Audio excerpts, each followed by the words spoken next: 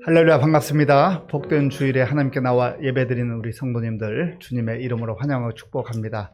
다 함께 묵도하심으로 주일 예배를 하나님께 드리겠습니다. 내가 여호와를 항상 송축하며 내 입술로 항상 주를 찬양하리이다. 내 영혼이 여호와를 자랑하리니 곤고한 자들이 이를 듣고 기뻐하리로다. 아멘. 아버지 하나님 감사합니다. 지난 한 달도 주의 은혜로 지켜주시고 또 이를 마지막 주일 예배로 하나님께 영광 돌릴 수 있도록 인도해 주셔서 감사합니다. 영과 진리로 드리는 우리의 예배를 기쁘게 받아주시고 하나님께서 주의 자녀들에게 하늘의 소망으로 하늘의 영광으로 충만케 하여 주시옵소서. 예수님의 이름으로 기도하옵나이다. 아멘. 교독문 82번을 교독하겠습니다. 너희 안에 이 마음을 품으라. 그는 근본 하나님의 본체시나 오히려 자기를 비워 종의 형체를 가지사 자기를 낮추시고 죽기까지 복종하셨으니 곧 십자가의 죽으심이라.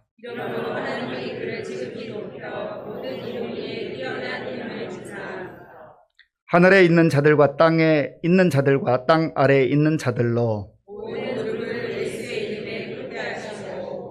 모든 입으로 예수 그리스도를 주라 시인하여 하나님 아버지께 영광을 돌리게 하셨느니라. 아멘. 지난 한 주간을 돌아보며 우리의 죄를 하나님께 참회하는 기도를 드리겠습니다. 그가 우리를 대신하여 자신을 주심은 모든 불법에서 우리를 속량하시고 우리를 깨끗하게 하사 선한 일을 열심히 하는 자기 백성이 되게 하려 하심이라. 아멘. 나는 전능하신 아버지 하나님 천지의 창조주를 믿습니다. 나는 그의 유일하신 아들 우리 주 예수 그리스도를 믿습니다. 그는 성령으로 잉태되어 동정녀 마리아에게서 나시고 본디오 빌라도에게 고난을 받아 십자가에 못 박혀 죽으시고 장사된 지 사흘 만에 죽은 자 가운데서 다시 살아나셨으며 하늘에 오르시어 전능하신 아버지 하나님 우편에 앉아 계시다가 거기로부터 살아있는 자와 죽은 자를 심판하러 오십니다. 나는 성령을 믿으며 거룩한 공교회와 성도의 교제와 죄를 용서받는 것과 몸의 부활과 영생을 믿습니다. 아멘. 은혜와 진리가 풍성하신 하나님 아버지, 오늘도 거룩한 복된 주일을 맞아 신령과 진정으로 예배드리는 귀한 은혜의 자리로 나오도록 인도하여 주심을 감사합니다. 주님, 예배하는 이 시간 정결한 마음 주시옵시고 신령과 진정으로 드리는 거룩한 산 제사로 드려지게 하시옵소서. 주님, 이 예배 가운데 임하시사 홀로 영광 받으시옵소서. 거룩하신 하나님, 이 시간 저희의 삶을 돌아보며 주님 앞에 겸손히 고백합니다. 주님의 뜻을 온전히 따르지 못하고 우리의 생각과 욕심으로 살아왔던 죄를 용서하여 주옵소서. 주님께서 주신 말씀과 은혜를 소홀히 여기고 마음속에 있는 교만과 분노, 용서하지 못한 마음을 내려놓습니다. 이웃을 사랑하라고 하신 말씀을 잊고 비난과 정죄, 무정한 죄를 회개하며 주님께 나아가오니 예수 그리스도의 보혈로 깨끗이 씻어 주옵소서. 주님, 우리의 믿음을 위하여 기도합니다. 익숙함에서 오는 나태함이 사라지게 하시고 늘 새롭게 채워주시는 만나와 같은 은혜를 먹게 하여 주옵소서. 그리하여 우리의 믿음이 날마다 성장하게 하시고 그리스도의 장성한 분량에 이르기까지 자라나는 우리가 되게 하여 주옵소서. 이번 주에는 우리 민족의 명절 설날이 있습니다. 온 가족이 둘러앉아 서로의 안부를 물으며 칭찬하고 격려하고 사랑을 나누는 시간이 되기를 원합니다. 명절 준비로 갈등과 귀성길로 인한 피로가 쌓이지 않도록 주께서 가장 좋은 길로 인도하여 주시고 예수 안에서 참 기쁨과 평안을 누리는 복된 명절이 되게 하여 주옵소서. 주님, 많은 어려움에 직면하고 있는 이 나라를 지켜주옵소서. 옳고 그름은 사라지고 오직 진영 논리만이 판을 치고 있는 이 어지러운 나라를 주의 공의로 인도하여 주옵소서. 우리 믿는 자들은 진영 논리에 휩쓸리지 않고 오직 나라를 위해 기도하게 하여 주시옵소서. 주님, 우리를 새롭게 하시어 각자의 영역에서 선한 영향력을 미치게 하여 주시옵소서. 우리로부터의 변화가 대한민국의 변화가 될 수 있도록 주님, 우리를 변화시켜 주시옵소서. 교회를 위해 기도드립니다. 저희 교회가 말씀 위에 굳건히 서게 하시고 성령 충만함으로 주님 안에서 하나 되어 사랑과 나눔을 실천하게 하옵소서. 다음 세대를 세우는 일에 더욱 헌신하여 교회가 지역사회와 세상 속에서 빛과 소금의 역할을 감당하게 하옵소서. 각 기관과 사역 가운데 함께 하셔서 주님께 영광 돌리는 아름다운 열매를 맺게 하시며 모든 성도들이 맡겨진 사명을 충실히 감당하게 하옵소서. 새롭게 세워진 직분자들에게 힘을 더하여 주시고 동역자들을 붙여주시며 지치지 않고 맡겨진 일을 넉넉히 감당할 수 있도록 인도하여 주시옵소서. 주님, 특별히 우리 다음 세대가 준비하는 겨울 성경학교, 겨울 수련회를 위해 기도합니다. 성령님 주관하여 주셔서 준비하는 과정부터 마치는 일정까지 안전하고 순조롭게 진행되게 하시고 우리 자녀들의 신앙이 더욱 성장하는 계기가 되게 하여 주옵소서. 추운 날씨에도 교사로 수고하고 섬기는 이들에게 강건함을 더하여 주시고 그들의 헌신을 통하여 우리 다음 세대가 주의 비전을 품게 하시고 주님의 나라가 확장되게 하여 주옵소서. 성도들의 삶을 위해 기도합니다. 가정과 일터와 사업장마다 평강이 넘쳐나게 하옵소서. 경제적 어려움과 질병으로 고통받는 이들에게는 주님의 치유와 회복의 손길이 임하게 하시고 소망을 잃은 이들에게는 새로운 힘과 용기를 더하여 주옵소서. 추운 겨울 속에서 마음이 얼어붙지 않게 하시고 믿음의 열정과 사랑으로 서로를 돌아보게 섬기게 하옵소서. 말씀을 전하시는 목사님께 성령의 능력을 더하여 주시사 그 입술을 주관하셔서 선포되는 말씀을 통해 우리의 삶이 변화되고 작정한 새해의 기도 제목들과 결심한 계획들을 실천하는 데 큰 도움이 되도록 역사하여 주옵소서. 예배를 준비하고 수고하는 손길들에게도 함께하여 주시옵고 시온 찬양대의 찬양을 기쁘게 받아 주시옵소서. 모든 것 주님께서 함께 하실 줄 믿사오며 우리를 구원하신 예수 그리스도의 이름으로 기도드립니다. 아멘. 하나님께서 오늘 우리에게 주시는 말씀은 고린도후서 5장 11절에서 21절까지입니다. 신약성경 290쪽 고린도후서 5장 11절에서 21절까지의 말씀을 교독하겠습니다. 우리는 주의 두려우심을 알므로 사람들을 권면하거니와 우리가 하나님 앞에 알리어졌으니 또 너희의 양심에도 알리어지기를 바라노라. 우리가 다시 너희에게 자천하는 것이 아니요 오직 우리로 말미암아 자랑할 기회를 너희에게 주어 마음으로 하지 않고 외모로 자랑하는 자들에게 대답하게 하려 하는 것이라. 우리가 만일 미쳤어도 하나님을 위한 것이요 정신이 온전하여도 너희를 위한 것이니 그리스도의 사랑이 우리를 강권하시는도다. 우리가 생각하건대 한 사람이 모든 사람을 대신하여 죽었은즉 모든 사람이 죽은 것이라.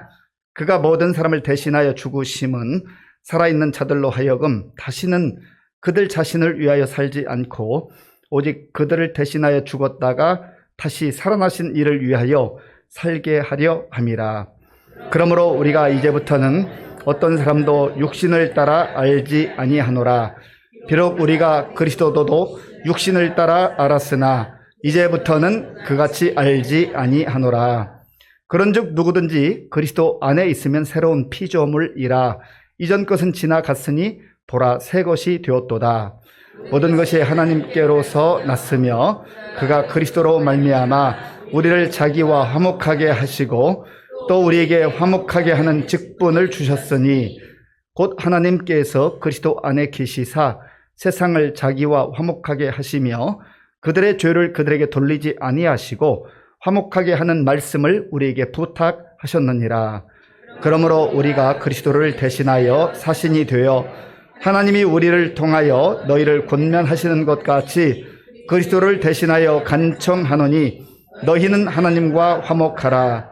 하나님이 죄를 알지도 못하신 이를 우리를 대신하여 죄로 삼으신 것은 우리로 하여금 그 안에서 하나님의 의가 되게 하려 하심이라. 아멘. 우리 대부분은 이제 양력, 달력을 사용하지만 여전히 우리 전통 그 명절, 이건 또 음력에 따라서 이제 설 맞이하게 됐습니다. 그래서 우리가 만나면 새해 복 많이 받으세요. 또 인사하잖아요. 하나님께서 우리에게 복 주시기를 원하세요. 우리가 복을 갈구하는 것, 복을 갈망하는 것은 그렇게 창조되었기 때문에 그렇습니다. 그런데 어떻게 사는 것이 복된 삶인가를 잘 몰라요. 다 복을 원하기는 하지만 누구에게 복을 받아야 되는지, 어떻게 사는 것이 복된 삶인지를 잘 모른단 말이죠. 그래서 하나님께서 그걸 가르쳐 주시기 원하시고 우리를 자녀 삼아 주셔서 정말 복된 존재로 이 땅에서도 우리가 살 뿐만 아니라 완전하고 영원한 복의 나라, 하나님 나라에 이르기를 원하시는 것이죠. 우리가 사용하는 말 중에 미쳤다라는 말이 있습니다. 미쳤다. 이 미쳤다라고 하는 말은 그 정신에 문제가 생겨서 사리 분별을 하지 못하고 이상한 행동이나 이상한 말을 하는 것을 보면은 미쳤다라고 합니다. 안타까운 일이죠. 그런 일이 없어야 되겠는데 그런 일들이 간혹 있지 않아요? 그런데 또 미쳤다라고 하는 말이 거기에만 사용되는 게 아니고 어떤 것을 정말 좋아하고 거기에 시간도 쏟고 관심도 쏟고 물질도 쏟고 그냥 그 좋아하는 것을 하면은 참 미쳤다, 너 미쳤구나, 그런 얘기를 합니다. 그래서 어떤 사람들은 일상생활을 제대로 하기는 하지만 아주 유독 축구를 좋아하는 사람, 축구. 그래서 축구를 지나칠 정도로 좋아하는 사람을 일컬어서 축구 뭐라 그래요? 광이다. 광자가 원래는 미치광이 광자예요. 그러니까 미쳤다는 게 부정적 의미도 있지만 또 어떤 면에서는 긍정적 의미가 있습니다. 시간을 거기에 쏟아붓는다. 나의 관심을 쏟아붓는다. 마음을 쏟아붓는다. 왜 쏟아붓겠어요? 좋으니까. 좋으니까 쏟아붓는데 어떤 경우는 사리분별 역시 못해서 엉뚱한 곳에 치우쳐서 자기 생활까지 흐트러지면서 무질서해지면서 또 쏟아붓는 경우는 잘못된 거죠. 우리 젊은이들, 뭐 청년들 혹은 중년들 가운데도 축구 좋아하는 분들 많습니다. 그래서 그 영국 프로리그를 프리미어 리그라고 하는데 우리하고 시차가 한 7시간, 8시간 날 거예요. 그러면 뭐 새벽에 경기가 있는데도 그거 일어나서 본단 말이죠. 누가 그 시간에 일어나서 보라고 숙제하라고 하듯이 주면은 아마 힘들어 할 거예요. 그런데 그 졸린 눈을 비비고 일어나가지고 그거 보면서도 아주 좋아하고 행복해 하는 겁니다. 왜 그래요? 좋아하니까. 좋아하니까 그런 거죠.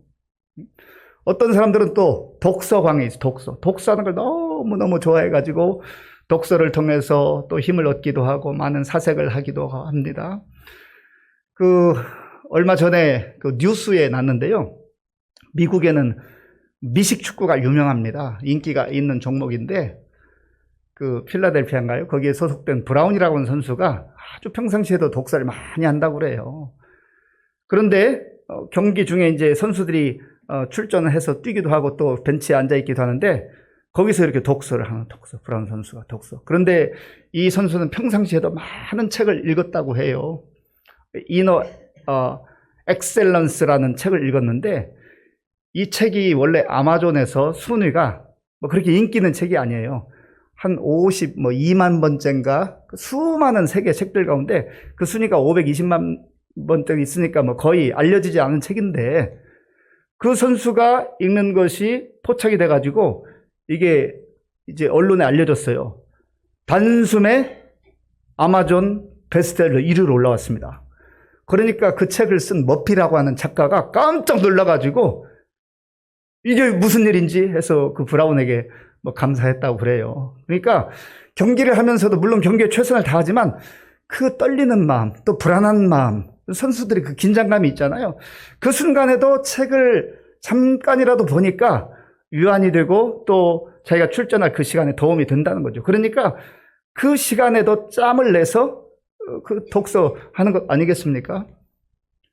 긍정적인 면에서 우리가 무언가에 열중한다, 무언가에 관심을 쏟아붓는다, 또 시간을 우리가 할애한다 하는 거 정말 중요한 겁니다. 바울도 그래서 너 미쳤구나 그런 얘기를 들었습니다. 먼저는 고린도 교회 성도들로부터 그런 얘기를 들었는데, 고린도 교회는 바울이 고린도라고 하는 지역에 갔을 때 1년 6개월을 머물면서 복음을 전했습니다. 그리고 세워진 교회가 고린도 교회예요. 그런데 바울이 이제 순회 선교사이기 때문에 교회를 세우고 다른 지역으로 갔는데 들려오는 소식이 바울은 가짜라는 거예요. 예수님의 12사도가 아니고 그는 스스로 사도가 된 사람이다 해서 사도권에 대한 시비를 걸었습니다. 바울은 내가 교회를 핍박하고 예수 믿는 사람들 잡아들이는데 앞장서다가 부활하신 예수님 만났잖아요. 그리고 예수님으로부터 직접 그 사명을 부여받고 사도로서의 사명을 감당하는데 그런 시비를 거는 거죠. 그리고 바울이 신약 성경이 몇 권이죠? 27권. 오랜만에 물어보니까 다 아시는 것도 갑자기 물어보면 대답이 잘 안 나와요. 구약은 39권, 39, 27 신약. 그래서 66권인데 27권 가운데 바울이 쓴 서신이 13권입니다. 그러니까 굉장히 글을 잘 쓴 거죠. 바울은 가말리알 문화생으로 정말 최고의 교육을 받았습니다. 그래서 대단한 문필력이 있는 사람인데 말은 글 쓰는 거에 비해서 조금 모자랐던 것 같아요. 그러니까 말을 잘 하지 못한다, 수근수근 거리는 사람이 있고 시비 거는 사람이 있었단 말이죠. 그리고 이 바울이 하는 거에 대해서 왜 그렇게 고난을 당하고 박해를 당하면서 그런 식으로 복음을 전하냐, 이런 시비도 있었어요. 그때 바울이 여러분들이 나를 미쳤다고 하지만 내가 미친 것은 사리 분별력을 잃어버린 그러한 상태가 아닙니다. 나는 하나님을 향해 온전히 미쳐 있는 사람이에요. 오직 하나님께만 나의 모든 시간과 또 나의 마음과 나의 인생을 쏟아붓는 사람입니다. 그렇게 고백하고 있어요. 그 내용이 13절에 있습니다. 우리 13절 함께 읽겠습니다. 우리가 만일 미쳤어도 하나님을 위한 것이요 정신이 온전하여도 너희를 위한 것이니 아멘. 우리가 만일 미쳤어도, 바울은 자기 선교팀들과 함께 곳곳을 다니면서 복음을 전하는데 여러분들이 나를 혹은 우리를 미쳤다고 하지만 우리는 하나님을 향하여 미친 것입니다. 이것은 무슨 말이에요? 요즘 우리 젊은이들이 쓰는 말로 올인하는 거예요. 나는 내 인생 하나님께 올인하고 있습니다. 내 모든 관심도, 내 열정도, 내 시간도, 내 인생도 하나님께 올인했습니다. 그런 의미에서 미쳤다고 하는 것을 부인하지 않습니다. 그런데 하나님께 올인하는 인생, 하나님께 모든 것을 쏟아붓는 인생, 미친 인생이 아니라 복된 인생인 것이죠. 바울은 또 베스도 총독에게도 너 미쳤구나 그런 얘기를 들었어요. 바울이 복음을 전하다 가이사라에서 이제 구류되어 가지고 아그리빠 왕 그리고 베스도 총독 앞에서 복음을 전했습니다. 그 어려운 상황 속에서도 오직 예수, 오직 복음이에요. 그 복음을 들은 베스도가 바울도 미쳤구나 그렇게 말해요. 사도행전 26장 24절에서 25절까지를 함께 읽겠습니다. 바울이 이같이 변명하매 베스도가 크게 소리내어 이르되 바울아 네가 미쳤도다. 내 많은 학문이 너를 미치게 한다 하니 바울이 이르되 베스도 각하여 내가 미친 것이 아니요 참되고 온전한 말을 하나이다. 아멘. 사람들은 이해하지 못하고 베스도는 이해하지 못하는 거죠. 예수님이 누구인지를 몰라요. 예수님을 믿지 않아요. 자기 생각으로 살아가요. 자기 경험으로 살아가요. 그러니까 바울을 향하여서 너 미쳤구나. 네 학문이 너를 미치게 했구나. 그렇게 말했습니다. 그때 바울은 내가 미친 것이 아니고 나는 참되고 온전한 말을 하고 있습니다. 나는 진리에 사로잡혀서 진리이신 예수님을 믿고 예수님을 전하며 살아가고 있습니다. 그런 고백인 것입니다. 우리가 간혹 이렇게 전도하거나 또 우리 성도들끼리도 하는 얘기 들어보면 아유 어떤 사람은 지나치게 예수 믿어. 그런 경우에 지나치게 예수 믿어. 믿어도 적당하게 믿어야지. 광신자야 광신자. 그런 얘기예요. 여러분 광자가 역시 미치갈 광자인데 이 광신자라고 말할 때는 보통의 경우는 이단에 소속된 사람들이 지나치게 신앙생활하는 그런 모습, 그런 사람을 광신자라고 하는데 그거는 좀 다른 거예요. 온전히 하나님께 올인해야 되는데 어떤 교파에, 잘못된 이단 집단에 올인한다든지 교주에 올인하는 것, 그러면 균형을 잃어버리게 됩니다. 그래서 덕이 되지 않아요.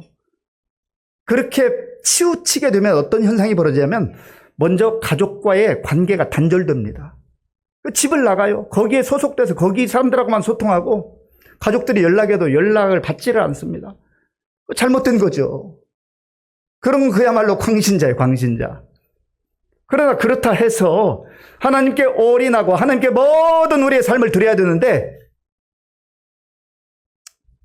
그저 신앙생활 적당하게 해야죠. 적당하게 하는데요, 신앙생활을 우리가 적당하게 만듭니다. 대충대충 하면 안 돼요. 하나님께서 우리를 사랑하실 때 적당하게 사랑하지 않았어요. 하나님은 우리를 사랑할 때 100%의 사랑으로 사랑하셨어요. 하나님 모든 힘을 다해 우리를 사랑하셨어요.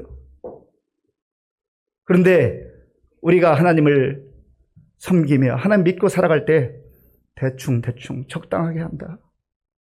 20%, 30%? 아니, 조금 더 써서 50% 정도 하면 되지.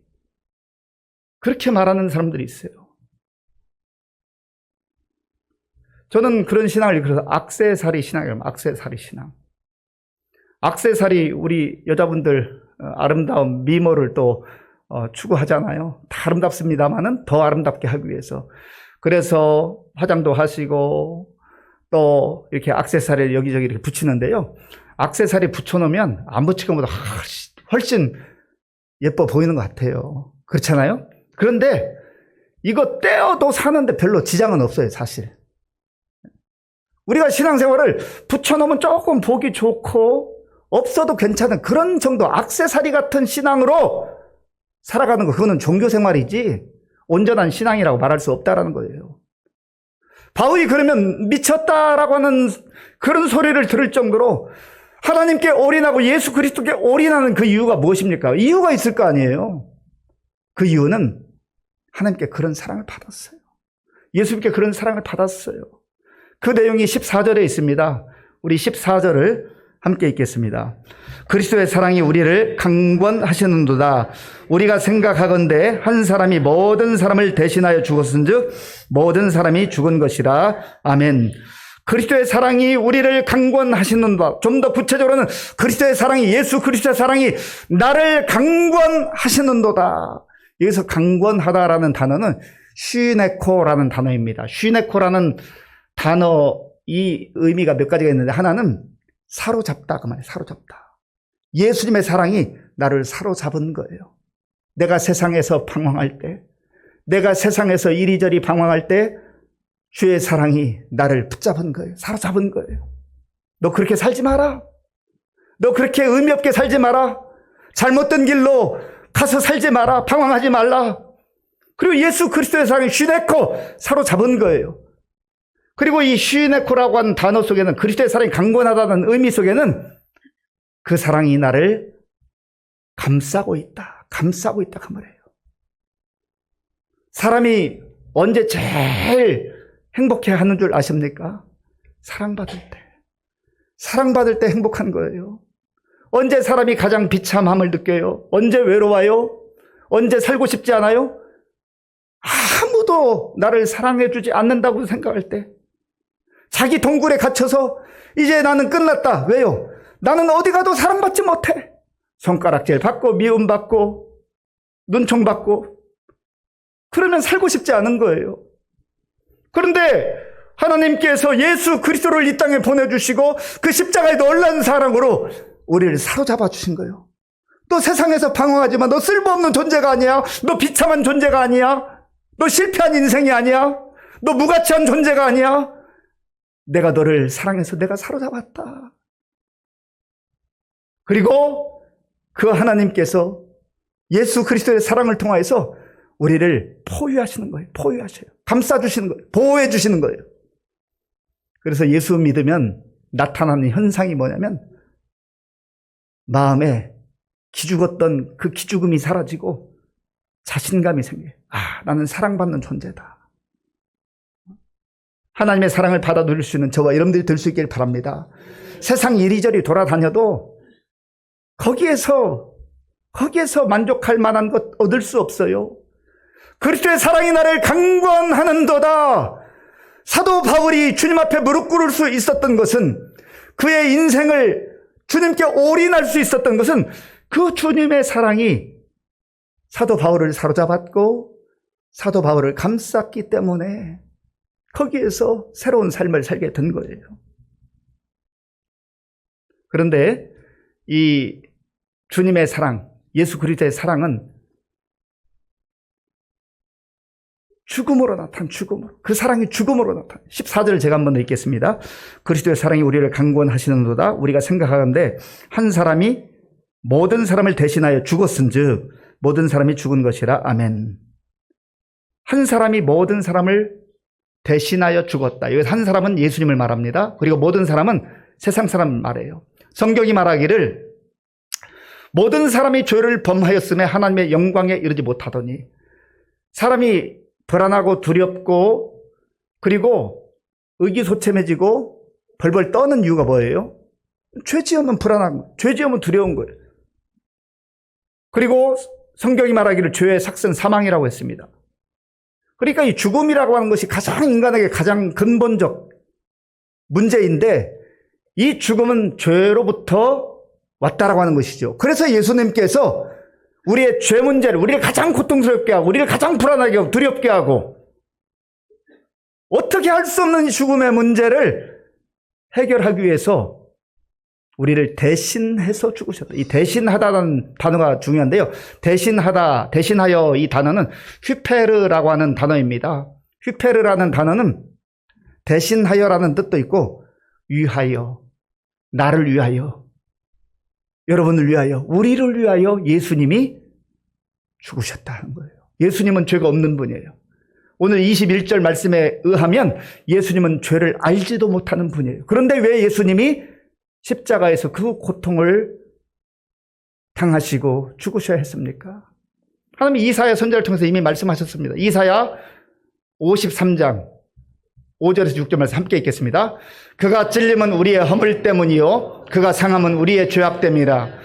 그가 징계를 받음으로 우리는 평화를 누리고 그가 채찍에 맞음으로 우리는 나음을 받았도다. 우리는 다 양 같아서 그릇 행하여 각기 제 길로 갔거늘 여호와께서는 우리 모두의 죄악을 그에게 담당시키셨도다. 아멘.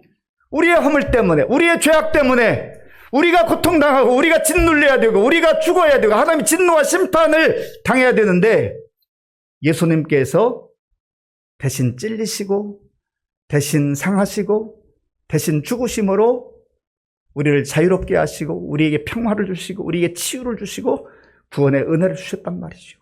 여호와께서는 우리 모두의 죄악을 그에게, 예수님에게 담당시키셨다. 이 담당시킨다라는 뜻은 그에게 넘겨주었다고 말해요. 예수님께 우리의 죄를 넘겨줬어요.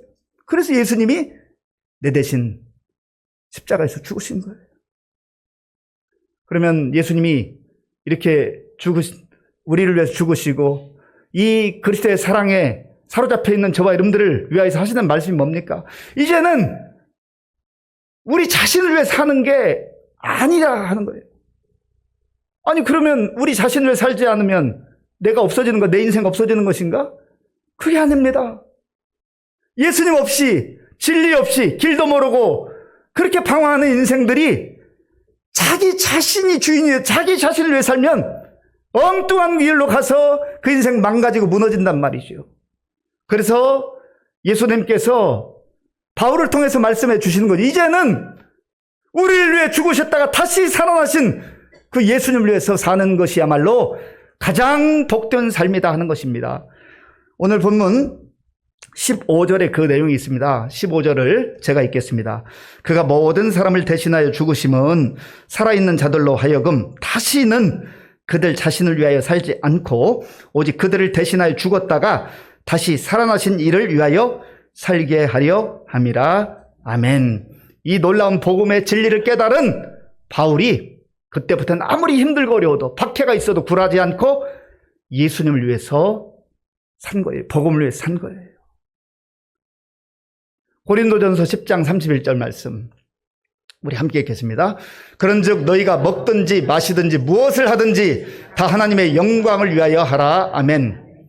우리가 다른 환경 속에 살 수 있어요. 직업군도 다 다르게 선택해서 살아갈 수 있습니다. 그러나 어디에 있든지 어떤 상황 속에 있든지 우리가 먹든지 마시든지 무엇을 하든지 이제는 우리 죄의 문제를 해결하시고 부활하신 예수 그리스도를 위해서 하나님의 영광을 위해 살아갈 때에 그 인생이 가장 존귀한 인생이고 가장 복된 인생이 된다라고 하는 것을 말씀해 주신 것입니다. 그리고 17절 말씀, 우리 잘 아는 말씀이죠. 결론과 같은 말씀, 우리 17절 같이 읽겠습니다.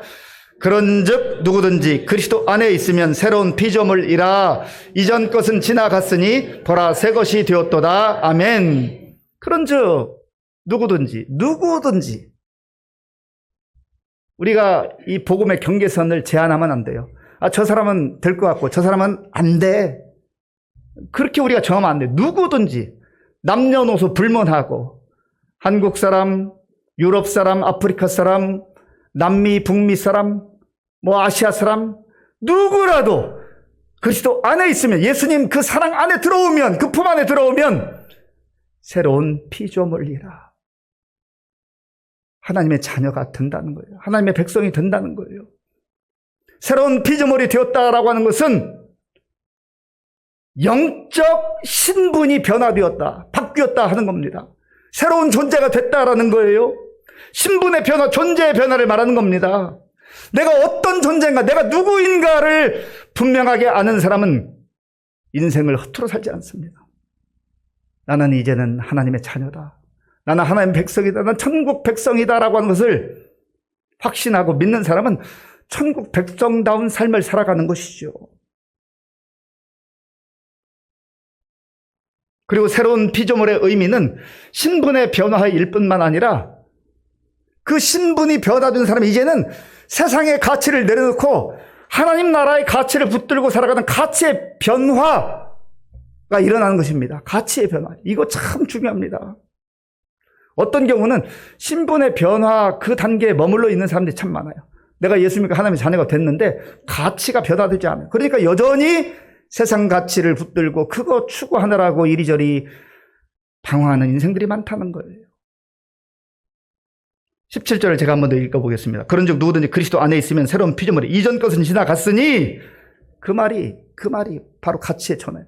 이전 것은 전에는 좋다고 붙들고 아니 없는데 그거 좀 더 붙들려고 쫓아다니는 거 이전 것 예수님 밖에 있었던 것 그 가치 이제는 내가 얼마든지 내려놓겠다는 거예요. 예수님께서도 말씀하셨잖아요. 마태복음 6장 33절 말씀 함께 읽겠습니다. 그런즉 너희는 먼저 그의 나라와 그의 의를 구하라. 그리하면 이 모든 것을 너희에게 더하시리라. 아멘. 너희는 먼저 그의 나라와 그의 의를 구하라. 하나님 나라와 하나님의 의를 구하라. 이것이 신분이 새롭게 된 그리스도 안에서 새로운 피조물이 된 저와 여러분들이 붙들어야 될 가치라는 거예요. 하나님 나라의 가치.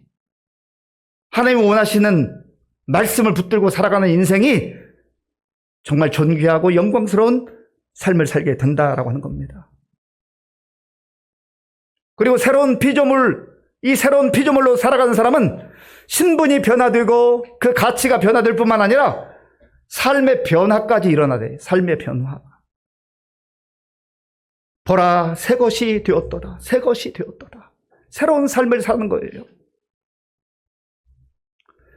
에베소서 4장 22절에서 24절 말씀 함께 읽겠습니다.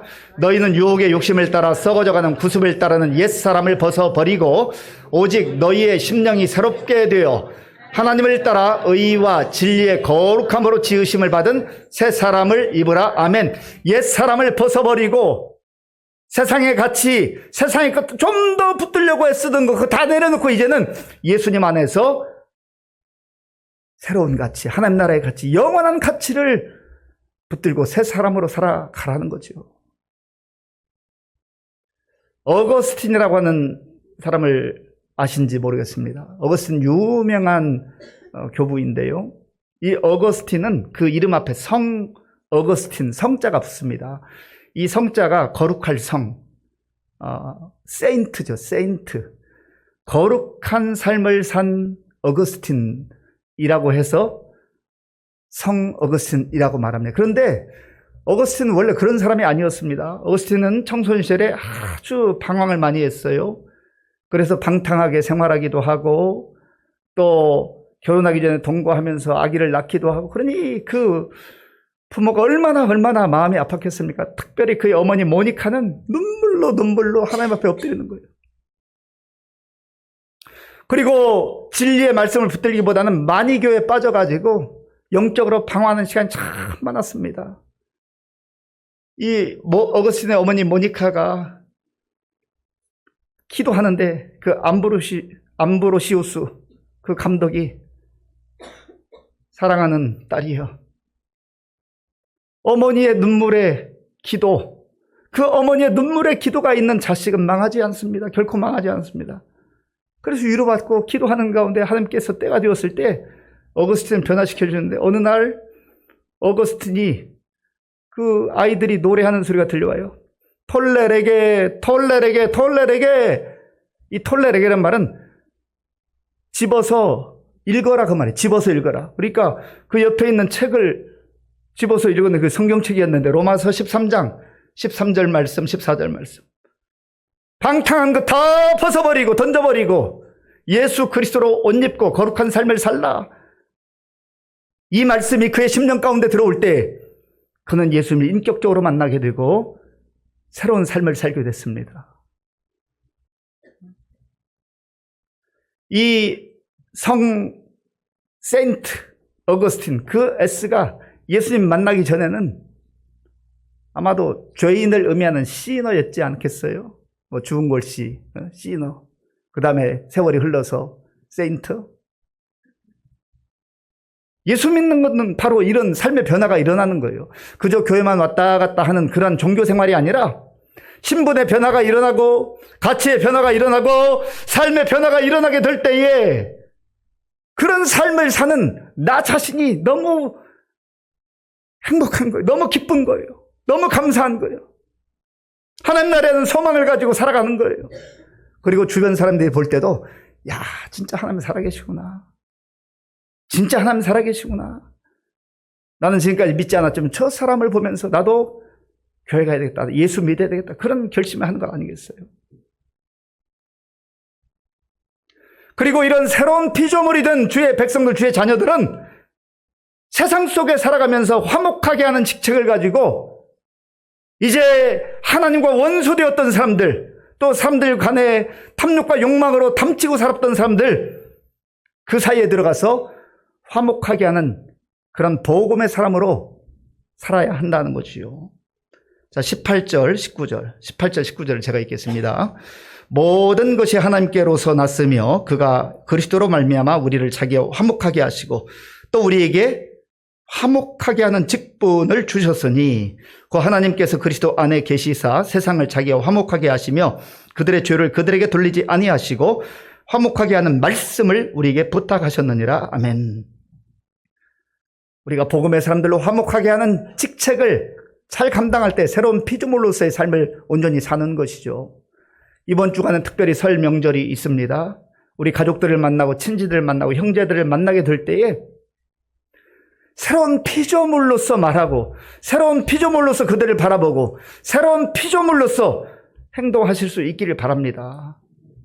그래야 우리가 화목하게 하는 그런 복음의 사람들로 공동체를 세우고 가정을 세우고 그 높이 쌓이는 담들을 허물 수가 있어요.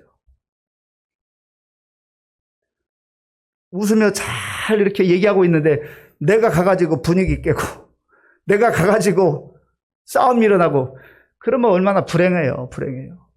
보니까 서먹서먹하고 뭔가 분위기가 좀 이렇게 어색한데 새로운 피조물인 저 여러분들이 들어가서 분위기가 좋아지고 깔깔거리고 웃기 시작하고 음식도 함께 나누고 이제 우리 앞으로 더 잘해보자고 그러고 그게 화목의 사람들, 화목하게 하는 직책을 가진 사람들의 새로운 피조물로서의 삶을 사는 것 아니겠습니까?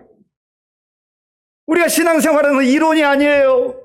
관념적이 아니고 추상적인 게 아니에요. 우리의 삶의 현장 속에서, 가정에서, 우리의 삶의 자리에서 신분의 변화가 일어났고 가치의 변화가 일어났다고 한다면 삶의 변화들이 일어나야 되지 않겠습니까?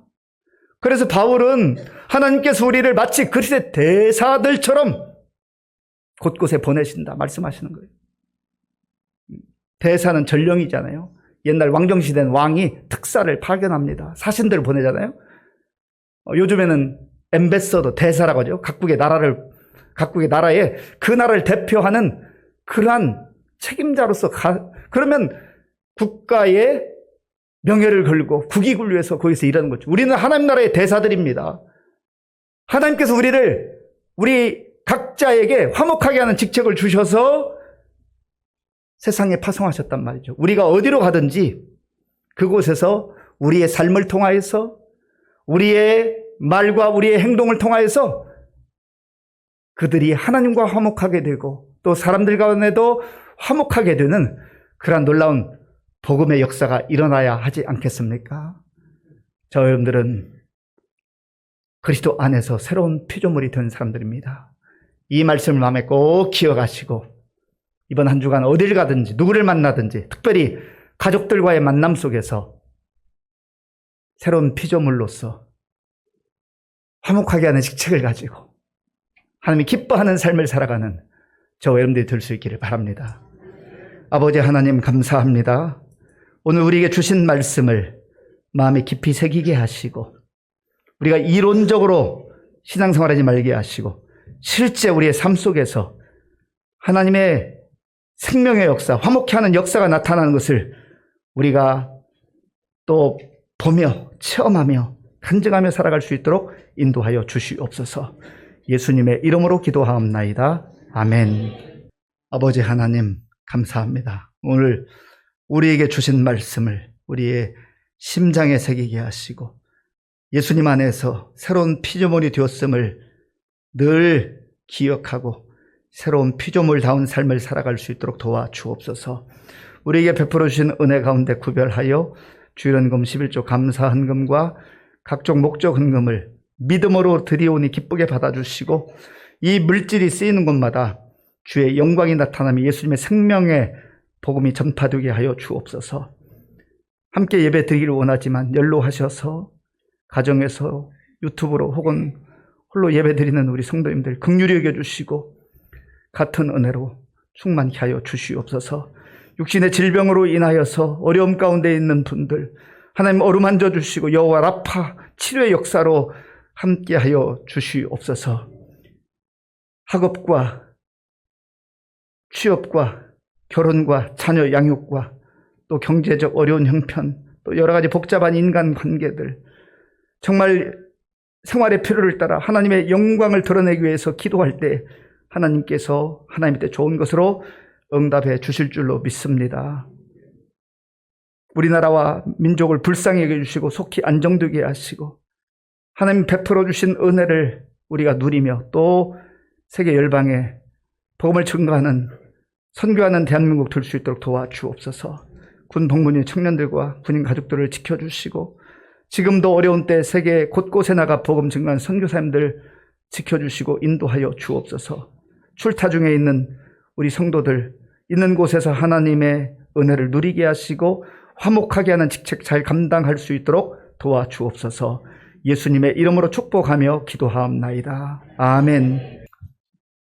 지금은 우리 주 예수 그리스도의 은혜와 우리 아버지 하나님의 크신 사랑과 성령님의 교통하심과 역사하심과 인도하심이 예수님 안에서 새로운 피조물이 된 것을 기억하고 새로운 피조물답게 우리의 삶의 현장에서 살아가기 결단하는 모든 성도들 머리 위에와 저들의 가정과 자녀들과 일터 위에와 몸된 주님의 교회 위에와 저 북녘 땅에 있는 동포들과 우리나라와 민족 가운데 그리고 세계 열방에 나가 복음 증거하는 선교사님들 위해 이제로부터 영원토록 함께 하옵시기를 간절히 축원하옵나이다.